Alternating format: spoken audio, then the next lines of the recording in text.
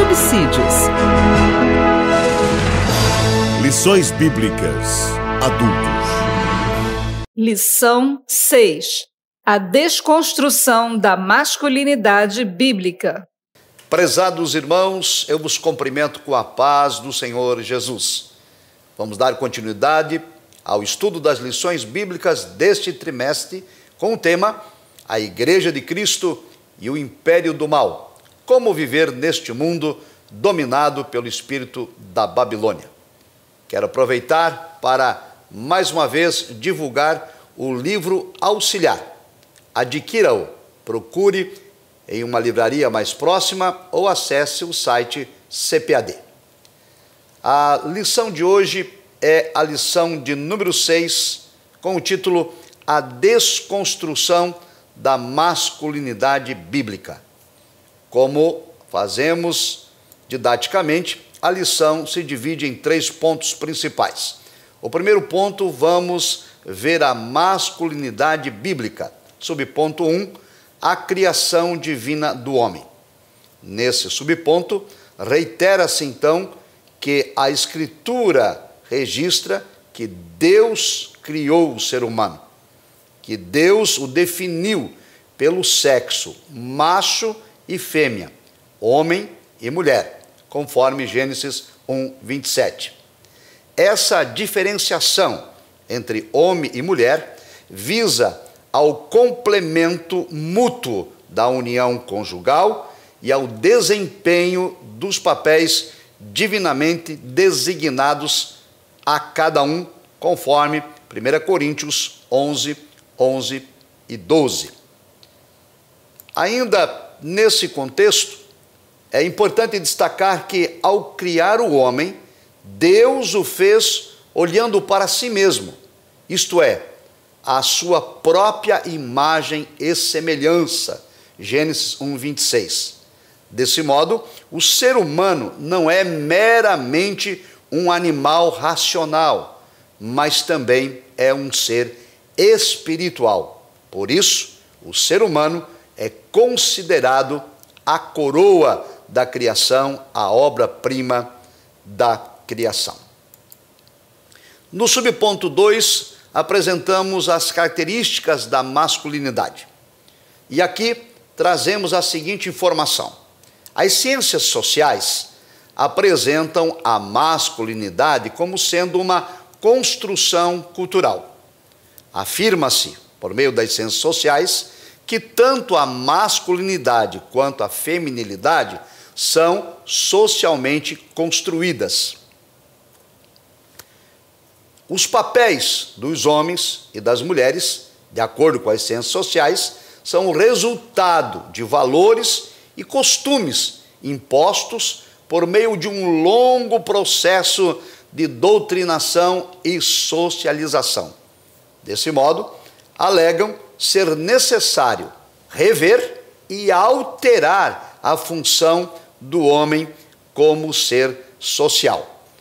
Os ativistas desta ideologia não aceitam que os papéis de homem e mulher estejam ligados com sexo biológico, mas afirmam que tudo não passa de uma construção social, que é a sociedade que impõe determinados comportamentos a homens e mulheres e que esses comportamentos precisam ser revistos e que homens e mulheres precisam se libertar desta opressão social.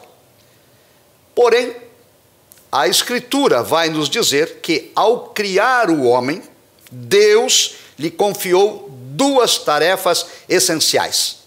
Não é uma construção social, é um mandado divino. O texto diz em Gênesis 2:15, o Senhor Deus tomou o homem e o colocou no jardim do Éden para o cultivar e o guardar. Assim, esses 2 termos, cultivar e guardar, resumem o mandato divino para o comportamento masculino. Aqui, o decreto do Senhor era que o homem fosse o provedor da sua família e o protetor da criação. Repito, um mandado divino não uma construção social. É por isso que os ativistas precisam desconstruir a Bíblia. É por isso que eles precisam desconstruir valores cristãos. É por isso que nós somos acusados de ser fundamentalistas, porque nós discordamos desse ativismo e ficamos com a autoridade da palavra. O apóstolo Paulo, quanto a isso, ratifica que cabe ao homem proteger sua esposa e sua família, bem como prover a toda a sua casa uma vida digna. O texto é Efésios 5, 28 a 30. Ressalta-se então, nessa perspectiva, que, biblicamente, a masculinidade cuida da mulher e que o machismo inferioriza e desonra a mulher. Nesse aspecto, a Bíblia Sagrada ensina ao homem tratar a mulher com dignidade, com honra, com respeito, com amor. 1 de Pedro 3 e 7. Assim, esta orientação bíblica não é de desprezo e nem de inferioridade à mulher, mas um papel divinamente designado para o homem de ser o provedor e o cuidador da sua família, amando a sua esposa e amando a sua prole. O subponto de número 3 trata sobre a liderança masculina. De acordo com o preceito bíblico, Deus confiou ao homem a responsabilidade da liderança. Gênesis 1, 26, Gênesis 3, 16. Na Bíblia, o princípio de liderança é apresentado na seguinte ordem: Deus é a cabeça de Cristo, Cristo é a cabeça do homem e o homem é a cabeça da mulher. 1 Coríntios 11 e 3. No entanto, apesar destas orientações bíblicas, o movimento feminista de viés neomarxista considera esse modelo bíblico como sendo um sistema opressor do homem sobre a mulher. Não aceitam que o homem deva ser o líder da família. Argumentam que a Bíblia promove doutrinação de inferioridade da mulher e que esse modelo bíblico da família patriarcal, que é adotado pelas Escrituras, é um modelo machista que precisa ser desconstruído. Porém, de acordo com as Escrituras, o homem deve liderar a sua família do mesmo modo como Cristo lidera a igreja. Efésios 5, 29. Cristo se entregou pelo bem-estar da igreja. Assim, a liderança masculina do homem sobre sua casa, sobre a sua família, sobre sua esposa, também requer a prática de algum tipo de sacrifício. Efésios 5, 25, a parte B. Ratifica-se então que, biblicamente, homens e mulheres são iguais perante Deus, ambos criados à imagem e à semelhança divina. Mas Deus confiou ao homem e à mulher funções distintas, funções diferentes.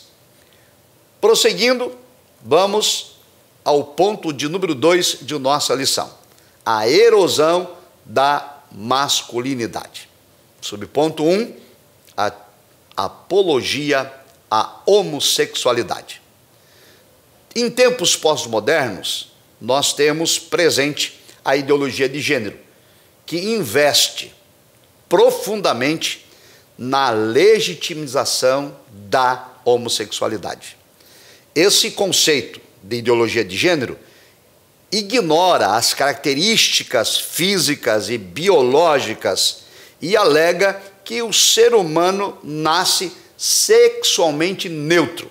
Eles afirmam que ninguém nasce homem e ninguém nasce mulher. Essa ideologia é também conhecida como ausência de sexo. Assim, essa ideologia invalida a criação divina da raça humana como sendo um ser binário, masculino e feminino, conforme Gênesis 1, 27. ensina a ideologia que a identidade de gênero e a orientação sexual independem da anatomia do corpo. Ou seja, que as genitálias de nascimento não são fatores determinantes para o comportamento sexual de alguém. Alegam que quem nasce com a genitália masculina não é obrigado a se portar como macho, e nem quem nasce com genitália feminina deva se portar como fêmea.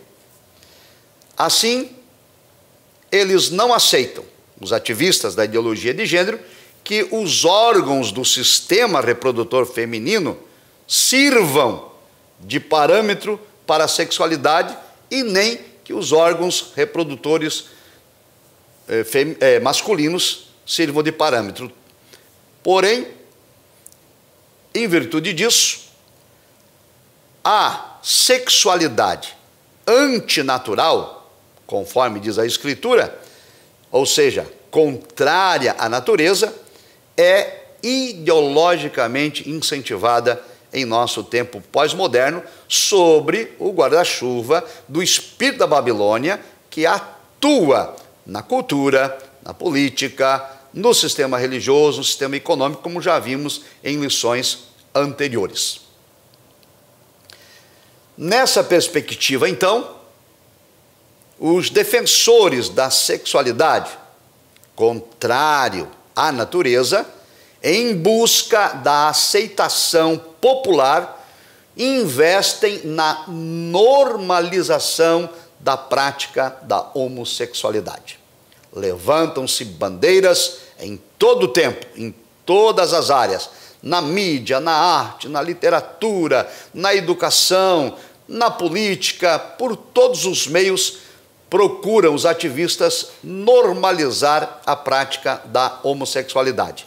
E é daí que decorre a crise ou a desconstrução da masculinidade por meio de comportamentos efeminados e devassidão em clara afronta às Escrituras. 1 Coríntios 6 e 10.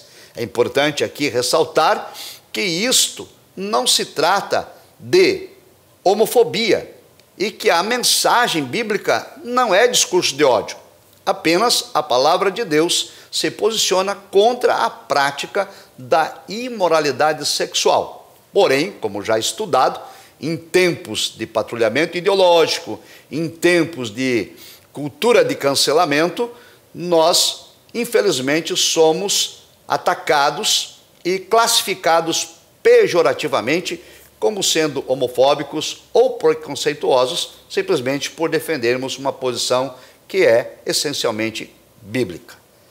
Nesse sentido, a masculinidade foi relativizada e a postura, outrora máscula, foi distorcida, proporcionando com isso uma grave crise comportamental na sociedade, além de uma nítida inversão de valores.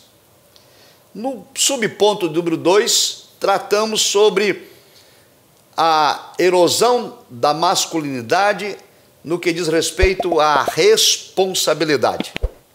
A identidade masculina, que deveria, biblicamente, estar associada à responsabilidade, à virilidade, à capacidade de prover, de proteger e de liderar uma família, vem, em tempos pós-modernos, substituída por indivíduos de duplo ânimo, instáveis, vacilantes e inconsequentes, segundo o texto de Tiago 1 e 8.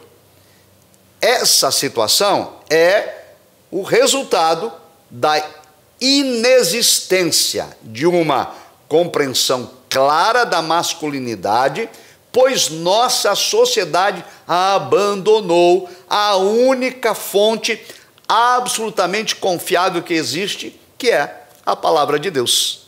É por essa razão que o espírito da Babilônia atua na desconstrução da Bíblia Sagrada. É por isso que o liberalismo teológico ataca ataca a infalibilidade, a inerrância e a inspiração do texto bíblico. É por isso que movimentos querem reinterpretar a Escritura, ressignificar a palavra de Deus, atualizá-la, porque não estão dispostos a abandonar suas inclinações carnais e querem assim viver conforme os desejos do seu corpo. Bem, esta rejeição ao padrão bíblico arrasta o homem para o abismo moral e o mantém prisioneiro de ideologias anticristãs. Infelizmente, constata-se, prezados irmãos, queridos alunos e professores da escola dominical, que sob a ótica humana, essa deplorável conduta tem a tendência de aumentar e se multiplicar. Ainda nesse cenário, uma parcela, então, de homens é incapaz de sustentar a sua própria casa. Não pelo desemprego, mas pela aversão que alguns têm ao trabalho. Provérbios 21, 25. Outros, nesta erosão da masculinidade, são desprovidos de maturidade para assumir a vida conjugal e os compromissos da paternidade.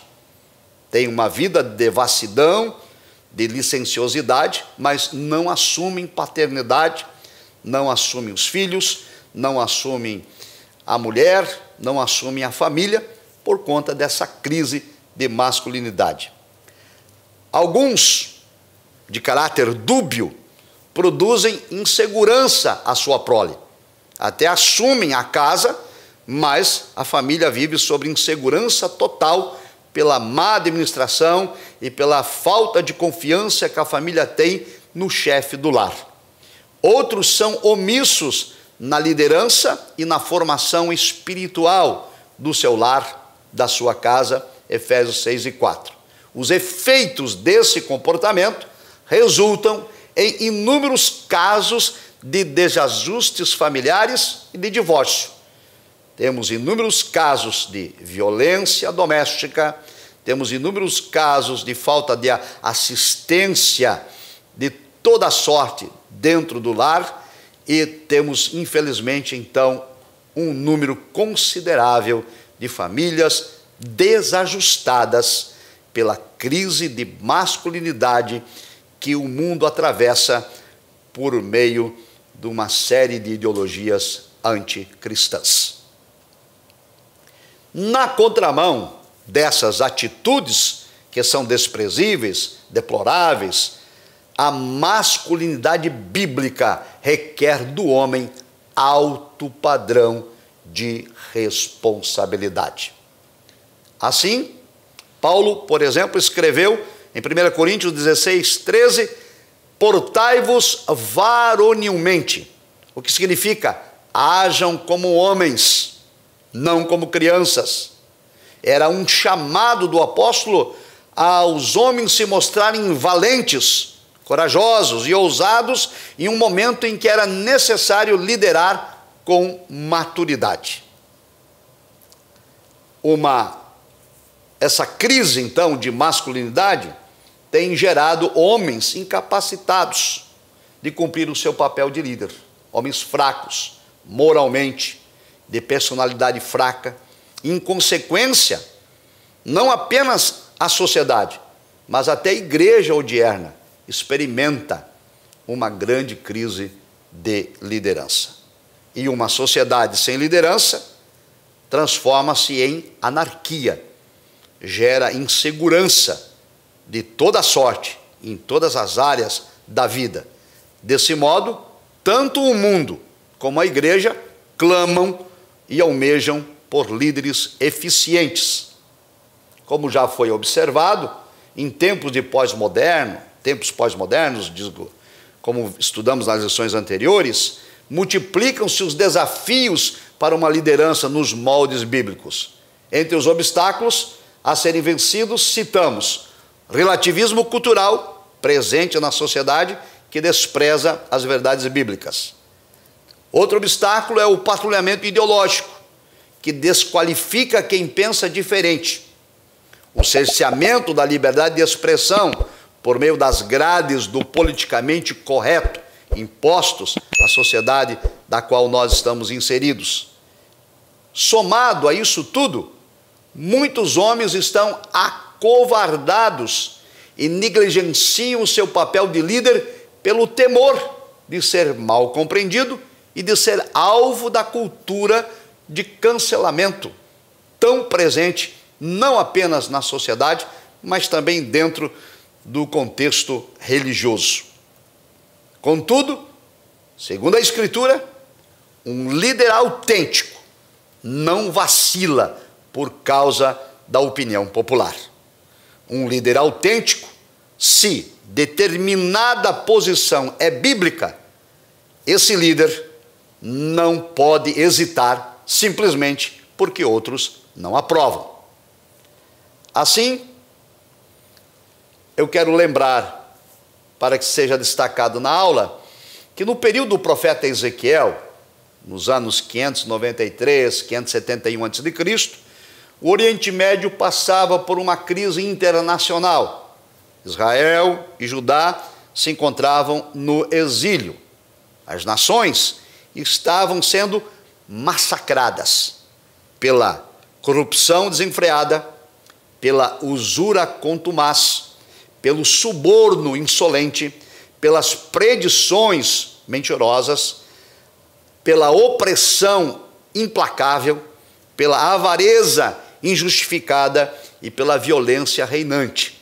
Está registrado em Ezequiel, capítulo 22, versículos 2 a 13.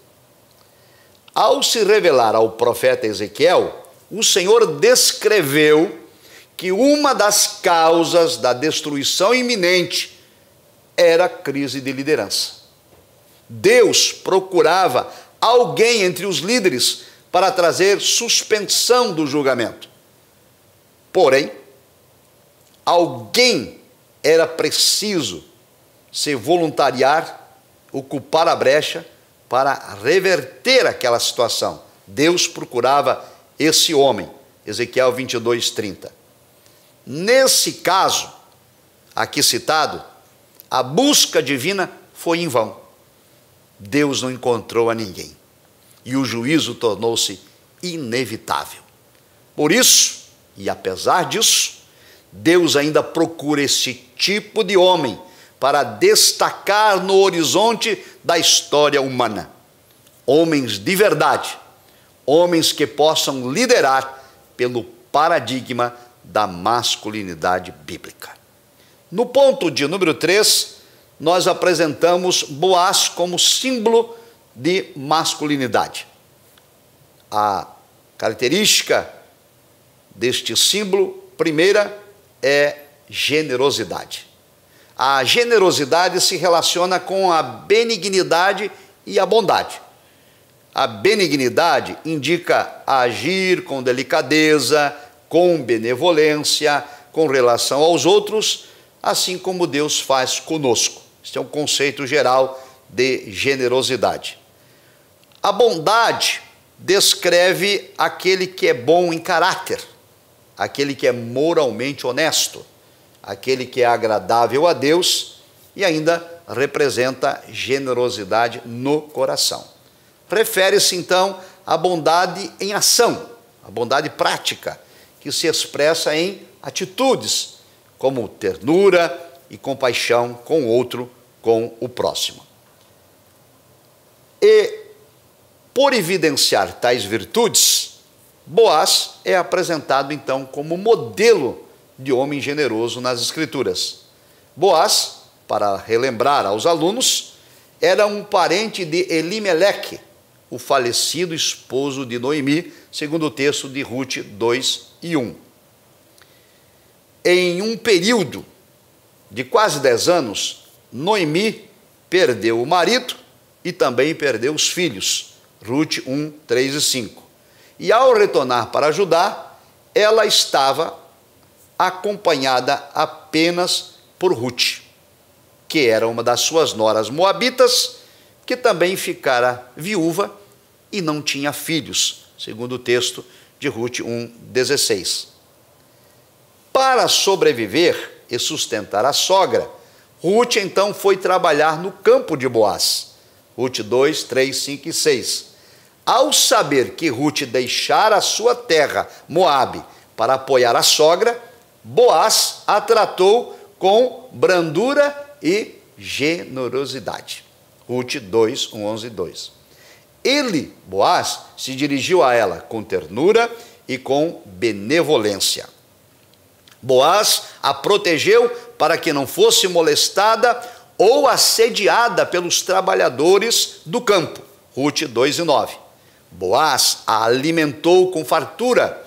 Rute 2,14. Ordenou que ela fosse favorecida na colheita e que não fosse censurada ou repreendida em seu labor.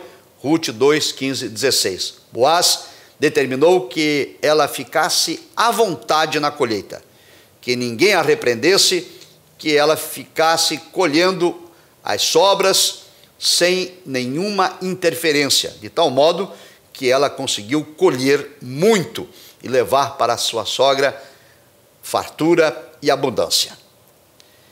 Porém, apesar de todo o cuidado dispensado por Boaz, pela lei judaica, uma viúva sem filhos só poderia ser resgatada pelo casamento com um parente próximo do falecido. Está previsto em Deuteronômio 25, 5 e 6 e também registrado em Rute 4, 9 e 10. Não obstante, embora toda a compaixão demonstrada por Boaz, toda a generosidade deste homem para com Rute, a Noemi e também a Rute ainda estavam em apuros. A única solução para aquelas mulheres repousava na esperança de um resgatador. E então vamos ao subponto 2 e nos aproximando para o final, exemplo de responsabilidade. Responsabilidade é a obrigação geral de responder pelas consequências dos próprios atos ou pelos dos outros, que deve prestar conta de suas ações. Nessa concepção, a ética cristã estabelece uma estreita ligação entre o caráter virtuoso e a responsabilidade moral. Caráter e responsabilidade andam de mãos dadas no contexto bíblico.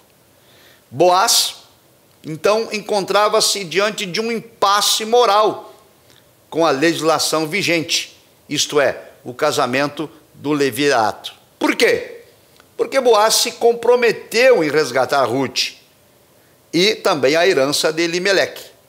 Contudo, Boaz estava ciente da lei do levirato, que a responsabilidade de se casar com a moabita era de um parente mais próximo que ele, segundo o registro de Rute 3, 2 e 13.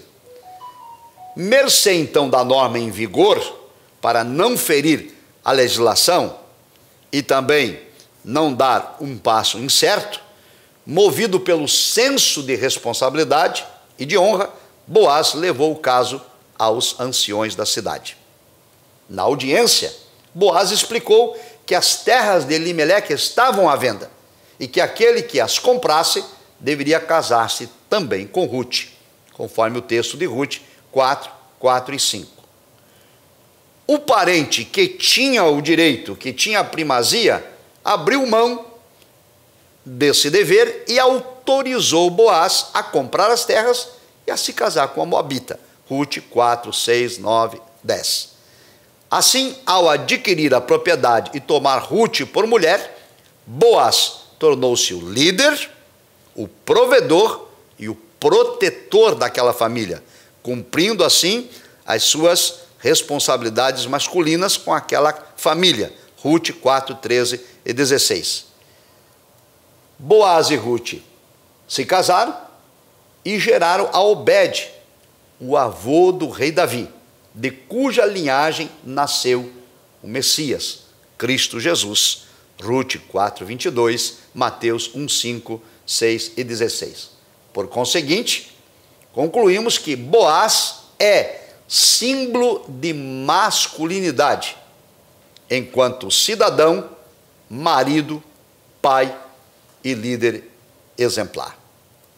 Desse modo, prezados professores e alunos, nós precisamos alertar a igreja que atravessamos uma crise de masculinidade na sociedade pós-moderna, da qual fazemos parte, e de que o nosso posicionamento em defesa da masculinidade não se trata nem de machismo, nem de inferiorizar mulheres, nem tampouco de homofobia, mas pura e simplesmente obediência irrestrita à autoridade da palavra de Deus. Façamos isto com amor, façamos isto com generosidade, façamos isto com responsabilidade. Deus abençoe a sua vida e até a próxima lição. A paz do Senhor.